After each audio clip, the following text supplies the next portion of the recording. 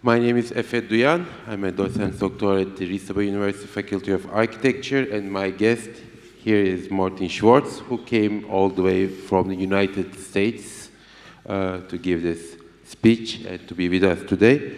Martin is an architect and a teacher with a special interest in daylight. He wrote his book Gunnar Birkerts, Metaphoric Modernist, in 2009. He has taught in several institutions, and since 2005, he is at the Lawrence Technological University in Detroit.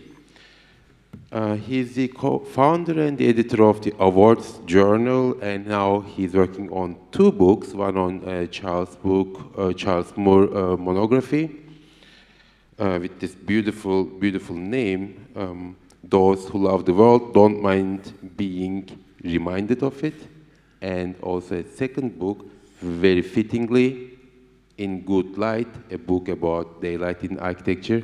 Welcome, Martin. Please, we will be listening to you for the next 30 minutes.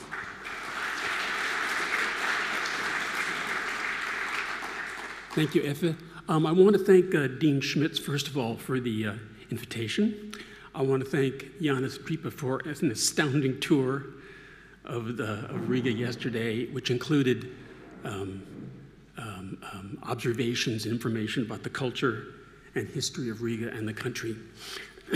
I'm just delighted to be here today, literally, metaphorically, delighted, of course. I'm sorry, I couldn't help that.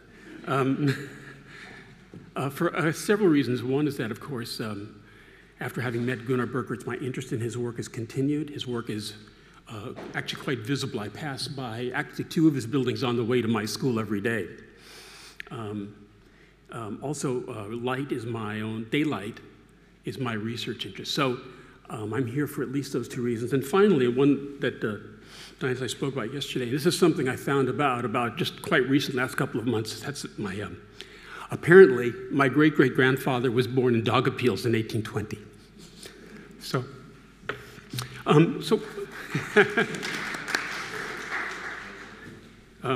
It's sort of poetic justice. What I'm going to do is two things, given the time. Talk about Gunnar, and I'm going to talk a little. I'm going to talk a little bit about light and try to bring all of this together for you. I should tell you how I came to write the book. In about 2005, the editor of the United States Architecture Journal, that was then called Architecture, invited me to interview Gunnar. And, the work I was taught to do, the way I was taught to do architecture was entirely different from what Gunnar does. And in fact, what I teach is still very different. And because it's so different, it seemed to me I'd better go over there and meet him. So I drove over to his house and studio, which is not far from where I live. And we met, we had a wonderful talk. I recorded it. It was turned into an interview that was published, and we were all very pleased with it. After the interview that morning, he said, very graciously, would you like to go out and have lunch? And I thought that was quite nice, so I said yes. We went out and had lunch. We went to a restaurant not far from his house. And in the course of conversation, he said, I'm putting together a book about my work. He said, my son is going to write it. Now, his son, Sven Birkerts, some of you may know, is a noted literary critic, professor, author in his own right. Gunnar said, my son is going to write it. So I said, oh, how's that going? And he said, not well. So I wasn't entirely surprised when about 4 or 5 months later, he called me at home one evening, and he said, look, Sven says he's not an architect. He doesn't know enough about architecture. He doesn't feel comfortable writing it, but he can write a biographical essay. Would you like to write the architectural part of the book? And I hesitated because I didn't want to be distracted from my interest in light, my own research. As you know, light matters. So I told him, well, I'll think about it. And about 2 days later, I got a box, like one of those express boxes arrived in the mail.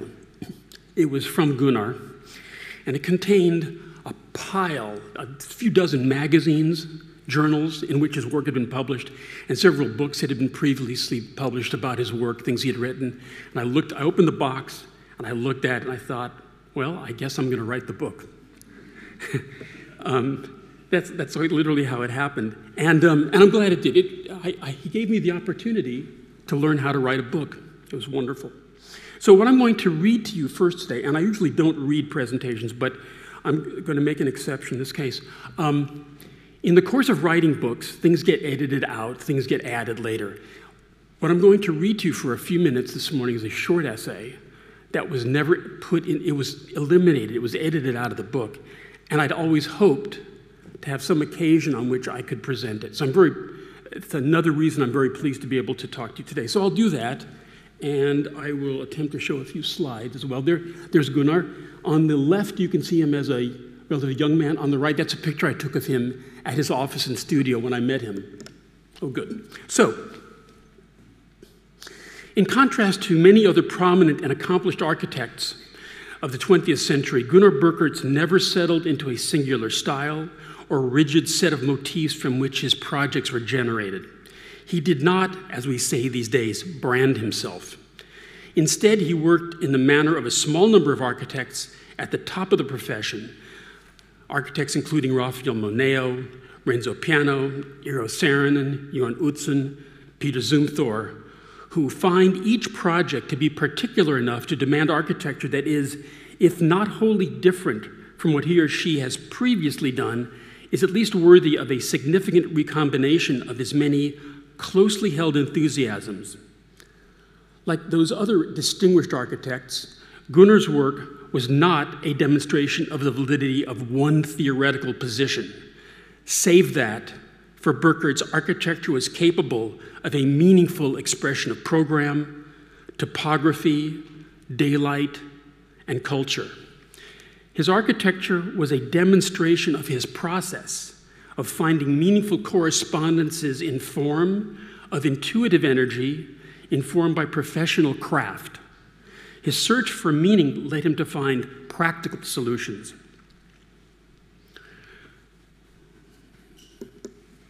Birkerts did not specialize. He completed many types of buildings, and even as he designed several libraries and churches, for example, he did not narrow his inquiries, and he did not repeat himself. Despite this, it is not as if Birkerts' work cannot be identified as his. Themes overlap years, some strategies and motifs span his entire career, ideas recede and then emerge again later. He explored several approaches to buildings and cities throughout his career, such that his interests and a few formal themes reoccur. He employed modular structural and spatial units to regulate planning. He took an interest early in his career in energy-saving building performance. He used and manipulated elementary geometrical forms, visual references, and image metaphors, all inspired his design process. He was skeptical about historicism and pastiche, but he maintained a respect for history and context. Several of his buildings were generated with structural objectives in mind. He explored subterranean structures and several that hovered above the landscape. Birkerts favored and frequently drew wandering and zigzag lines to define spaces sharply. The closest relatives of these motifs may be found in the expressionist architecture of the early 20th century, but I think it would be a mistake to consider Birkerts an expressionist in that sense. Instead, I think his work was expressive in a very broad sense, a very encompassing way. And consistently, overwhelmingly, Birkerts' interior spaces were generated by his knowing incorporation of daylight. We find cousins of his families of projects, but never clones. It is his willingness to allow his several enthusiasms to simmer in an intense individual design process within projects and across his 50-year career that makes the work difficult to summarize, although I'm doing that very thing here, impossible to pigeonhole, sometimes too personal to analyze, but more interesting and committed than that of most architects. Birkerts questioned the restrained vocabulary of Mies, which prevailed in the architectural practice at the beginning of his career in the post-World War II years, an attitude certainly influenced by his early experience in the office of Eero Saarinen, which is known for the variety of its formal approaches, as well as its innovative and influential technical research. The viability of an array of modern architectural approaches was likely confirmed by his experience with Saarinen and the sparkling team of young architects Saarinen assembled in his office. In addition to Gunnar Birkerts, there were John Nicholou, Anthony Lumsden, Caesar Pelli, Warren Plattner, Kevin Roach, Niels Different, and Robert Venturi, among others.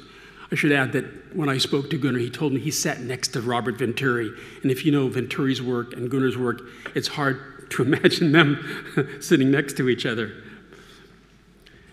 These young practitioners advanced to the forefront of architectural practice in the years after Saarinen's death, became known as pace setters, and in several cases, originators of their own provocative architectural approaches.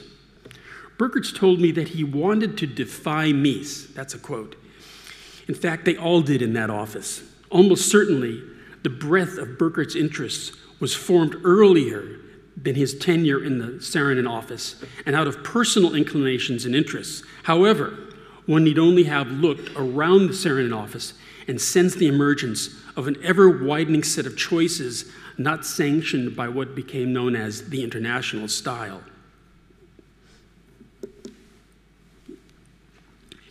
At the same time that the glass box triumphed in the post-World War II period of optimism and a rising wave of new technologies, the criteria for an advanced, articulate, humane, and questioning modernism were being established. Historians, indeed most of us, prefer consistency. It is easier to discern patterns and easier to understand and critique that which is constant.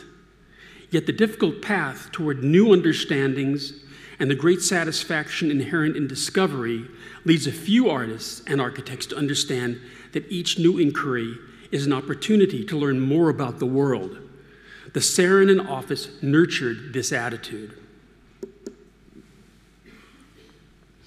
Romualdo Jurgala once observed that of the Saarinen office architects, quote, Birkerts is often considered to be the most uncompromising interpreter of programs, shapes, or forms, unquote. In the tradition of that office, Birkerts continued to consider each commission an individual opportunity. However, instead of marshaling his staff to produce an extended stream of alternatives, as did Eero Saarinen, Birkerts practiced more in the manner of Eliel Saarinen. Kevin Roach wrote that, quote, one sensed that Birkerts prized Eliel's lifestyle as a model over Eero's. Eliel represented the individual architect working alone in his studio, a traditional image, unquote.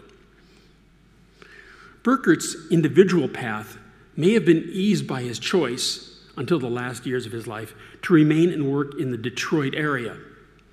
Kevin Roach also wrote that this location is, quote, no longer, as it was in the 50s, a central element in the American consciousness. Gunnar utilizes this location, his isolation, however, to buffer him from the influences of the East Coast, from the sober intellectual life of Chicago, and from the more bizarre environs of Los Angeles, so that he can achieve the objective which should be desired by all architects, that of making a significant contribution to society and to the history of architecture, unquote. So Birkerts did not seek what the Eero Saarinen office sometimes called the right style for the job. Saarinen set his office to work on a variety of approaches to an individual commission. Birkerts occasionally used visual metaphors and vernacular architectural devices to link programs, clients, and landscapes, and thereby find meaning.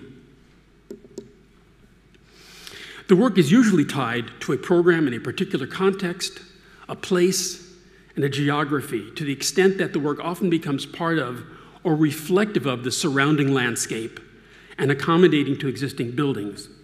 In his several underground or earth-covered projects, for example, the landscape is manipulated Earth is strategically removed to reveal the presence of inhabitable space, to bring daylight inside, and to maintain a sense of orientation for the inhabitants. Birkerts' underground buildings do not hide. That's not why they're underground. They express their presence forthrightly by means intended to daylight spaces or to provide views. Gunnar's underground interior spaces are probably better illuminated than many above-ground buildings designed by other architects. Because of his consistent attention to the subtleties of daylighting and beyond its formal qualities, above or below ground, Birkerts' architecture is expressive of a place through its appropriation of the character of the local sky. He had an awareness of the qualities of sun and skylight, an understanding of the advantages and techniques of reflected light, an appreciation of the qualities of light, which vary according to cardinal direction, and of light that enters a space from opposite directions. By the end of Birkerts' career, there was probably no other architect practicing in the United States equally committed to generating architecture from the need to receive, gather, and manage daylight. Even though there is no great architecture that does not address light and shadow as primary themes, interest in its strategic use often seems restricted to architects who practice in extreme climates where its consideration is critical. A native of Latvia, Birkerts shared this interest in the imperatives of daylighting with his colleagues from the Scandinavian and Baltic parts of the world. Aalto, whom he admired, as well as Asplund, Utzon, Kahn, who was born in Estonia, and others. But Birkerts considered himself to be a modern architect. He concluded, earlier than some others, that modernism could have a rich tradition, a multiplicity of approaches and moods, and that they could be generated honestly from one's intuition as well as from one's professional experience. The international style influence was frequently implicit in his work, but that approach was always subject to his mischief and search for meaning. In a sense, in this search for meaning, Birkerts continued the work of his parents, who were both folklorists, which is to say, his parents, his family was engaged in the uncovering the understanding of culture and folklore, and Gunnar made cultural objects, which are now available to us to understand, to interpret, and to delve into for their meaning. He employed local forms in the traditional He employed local forms, icons in the traditional sense, and stories to make architecture. He used the shepherd's crook as inspiration for the form of the great skylight at the U.S. Army Chapel at Waldflecken, Germany. He considered the end-over-end flight of a football, an American football, to shape the skylights at the Schembechler football practice facility at the University of Michigan. Most notably, he drew upon the Latvian liberation fable of the Crystal Mountain and Castle of Light to generate his last and perhaps his greatest work, the National Library of Latvia. The expressionist architecture of the early 20th century, the work of Hans Scharoun, Hugo Haring, Eric Mendelsohn, and others, interested Birkerts, and he admired Aalto. In their works, these architects incorporated a speculative moving line, the occasional curve or zigzag in planar elevation, in response to circumstance.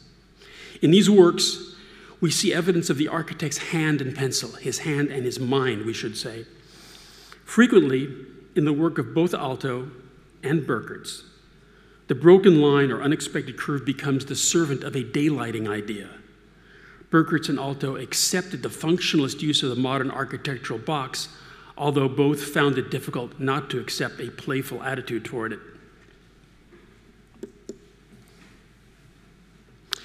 Wit, a rare commodity in architecture, appears frequently in this kind of work.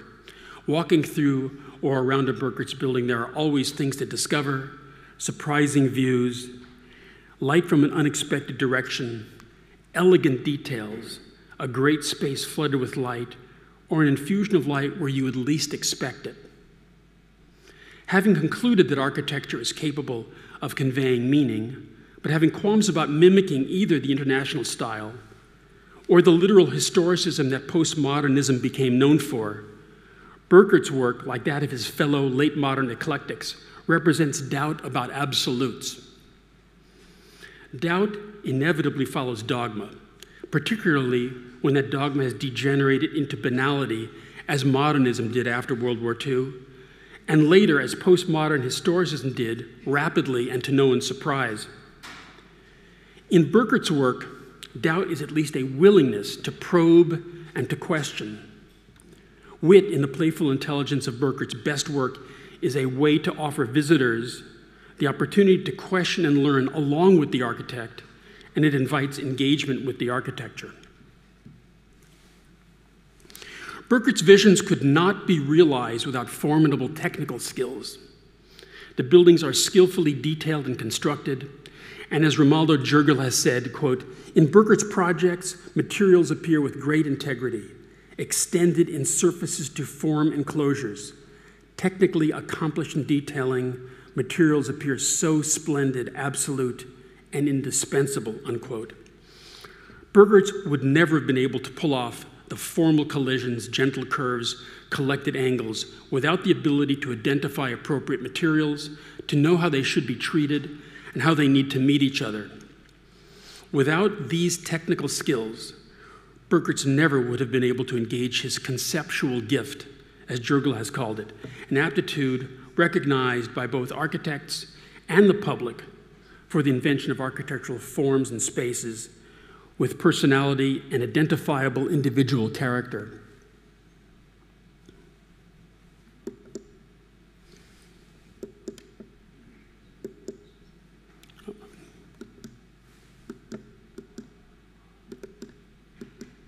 I'm skipping one. Okay, finally, when the building is complete, when the architect walks away, after the chroniclers have had their say, something of character must be left behind, or there is no architecture.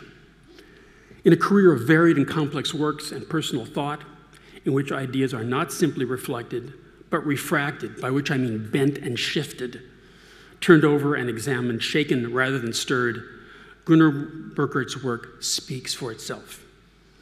And to reiterate what Dean Schmidt said a few minutes ago, Birkerts said to me when I met him, he said, "Everything I say comes after." That is my essay. If I have a few more minutes, I think I do, I want to show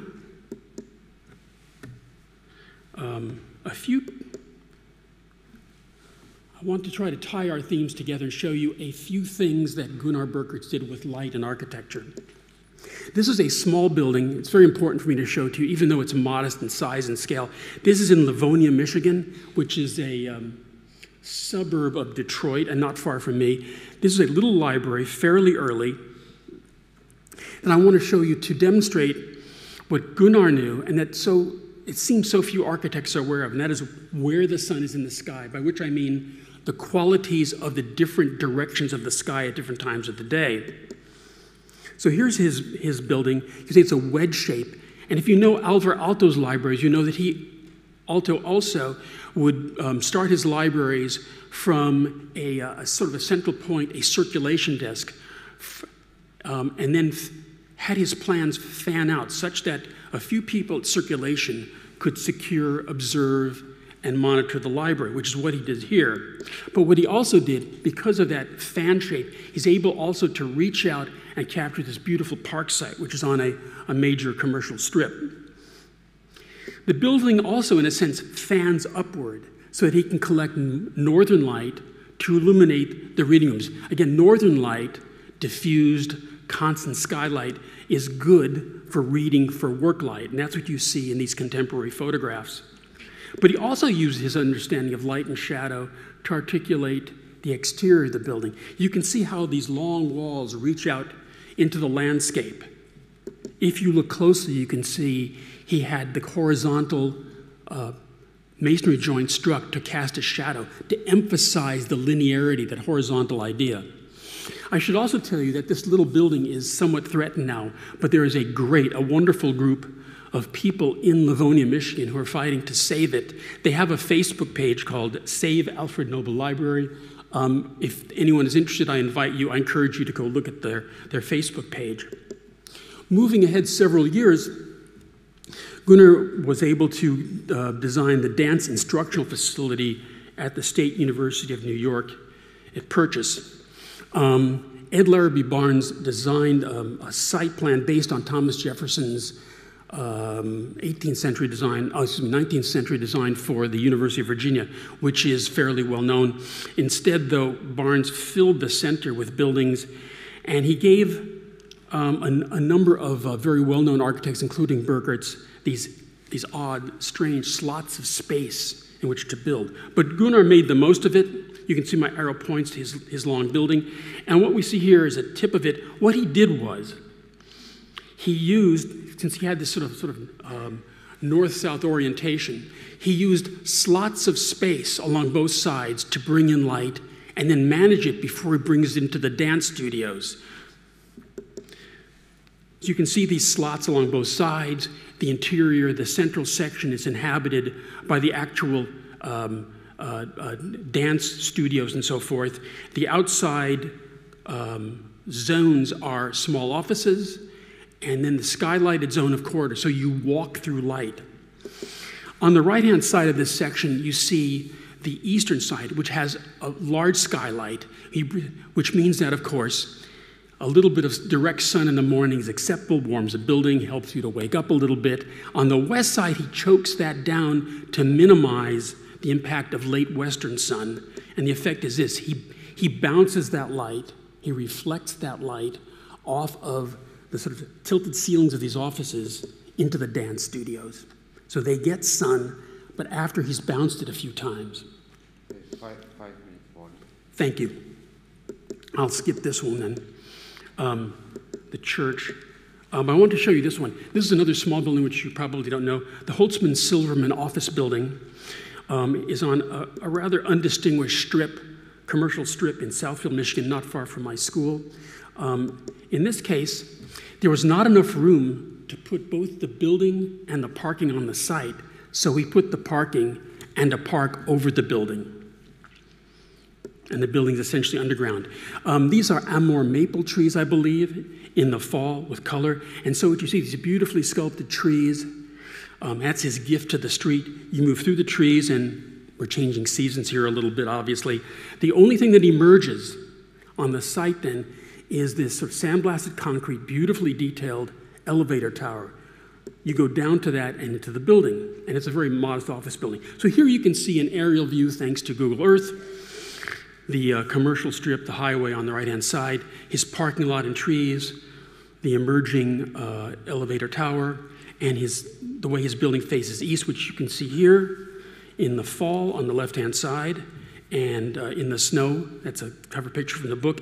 And what the people inside get is this: a beautiful panorama of eastern light and a view toward the trees. So you get, again, the eastern light, get some sun in the morning that passes out of the eastern sky, and you get beautiful, even sky all day long. I walked through it with Gunnar, and he said this is the best interior his office had ever done, although that was before this building was built. You can see it's kind of elaborate, but wonderful, beautifully detailed. And again, another case in which he uses a mirrored mullion to reinforce the connection between inside and outside. So you're underground, but it doesn't feel like you're underground at all. I'll show one more, I think. He understood reflected light, which I've demonstrated a little bit. I will talk about this building this afternoon, his little church in Ann Arbor, which is actually walking distance from my house. But I want to show you how he worked with his ideas about light at different scales. He designed the actual window, head, sill, and so forth installation at the former IBM building in Southfield, Michigan. And here's his sketch and his diagram to show how sunlight is intended to touch this curved sill, bounce upward through a tilted glazing system, up against the curved head, and again, then redistributed by the ceiling. And here's the interior. Again, this is illuminated by electric light as well as daylight, right? And I'll show quickly, if I have 1 minute. Effie, give me one more. one more, because I want to say some. This is, again, the law library at the University of Michigan. You can imagine how the alumni of the law library love their Gothic collegiate building, their connection with the UK and so forth. And so they might have looked askance when they saw Gunnar's first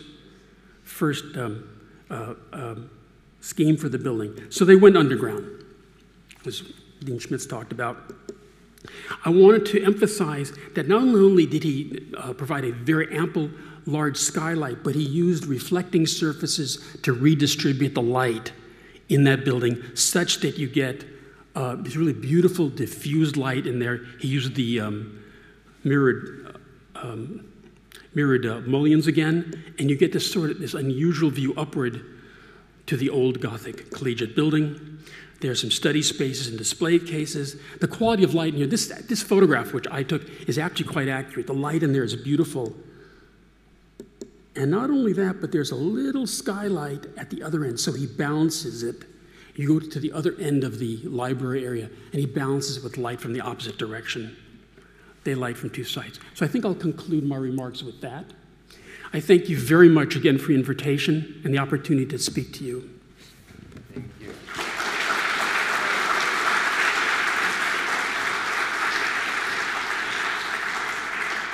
Thank you very much, Martin. We can also take this microphone here.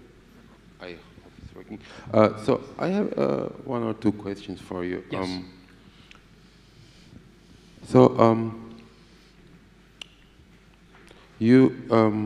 Okay, I'm having so many questions, so I'm trying to choose one here. Okay, so you said that the work, Gunnar Birkerts' work, speaks for itself. So was it difficult to write a book on a work that speaks for itself? Well, can you hear me all right? Yes. Gunnar's work speaks for itself, but I'm an academic. So, with apologies. So, and I've always enjoyed writing. I've always found it, I think you can speak intelligently about architecture without exaggeration, without resorting to justify architecture in terms of other disciplines. I've always enjoyed just looking at buildings and seeing if I could understand them. I've always enjoyed then speaking to my students and saying, here's what I think is working here. Here's how it works.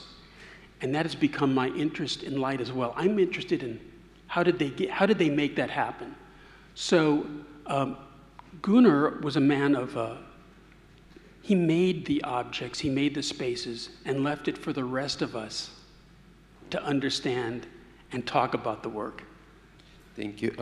You also had a personal relationship with Gunnar Birkerts, and Birkerts, as an architect, almost like an artist, was expressing himself through his work, right? So I wonder, how do you place the person and the work? What is the connection between the character as a real-life person and then the realized architectural built environment? The idea of connecting an artist with his or her work is something we could talk about for a long time. In fact, that was essentially the subject of my master's thesis years ago, and I have returned to it. I would just say this, that if you take art history courses, there's no hesitation on the part of art historians to talk about paintings, sculptures, in terms of the architect's biography, his or her history, his life, and saying only a person who was this could have done something like that. But we rarely talk about architectural history in those terms. That is to say, architects somehow have been able to hide a little bit because maybe the practicality of our work. But I maintain, and I've made this assertion in another book I'm working on, that if architects knew how much they were revealing about themselves personally in their work, they might go into another line of work. You can't hide if you're an artist. You cannot hide. You say things about yourself that you cannot say in any other work. This is not meant to psychoanalyze. I'm not qualified. I'm only a licensed architect. But we do reveal ourselves through our work. And I think the one obvious thing about Gunnar Birkerts and his work is, of course, his connection with his family and their interest in the culture of Latvia through folklore, right? They analyzed stories, he told stories through his work that says a lot about what is meaningful to him. Yeah. Thank you. One final question. When with passing time, we look at architects of previous eras from a different point of view, and some of them gets more recognition in time. Is Gunnar Birkerts one of them, do you think? I think you're asking me how his reputation will continue. That's a great question. I think we would agree that reputations wax and wane, right? Sometimes reputations recede for a while, they reemerge. In the United States, do you know the work of R.M. Schindler? Are you familiar with Schindler? Yeah. His work was overshadowed by people in the 60s, like an occasional colleague, Richard Neutra, and of course Frank Lloyd Wright. And then people like David Gebhard, the historian, whom I knew a little bit, and Esther McCoy in California. Both California and American historians revived his reputation to the point where there are many books that have been written. So, and I'm working on a book about Charles Moore. He was one of the most well-recognized, interesting architects in the latter half of the 20th century, at least in the United States. And his reputation has waned as well. And we'll just have to see. The major point, though, especially since we're all here today, and I speak as a person who wrote about this building before it was built, which is dangerous, is there's so much you can learn from walking around this building. So whatever the reputation of Gunnar Birkerts or any other architect might be, I encourage everyone, especially students, to walk around the building. Just to be in the building, to walk around it, to look at it, to understand how it works. That will tell you what you need to know. Thank you very much, Martin. Thanks very much for your attention. This is for you. Thank you. Thank you.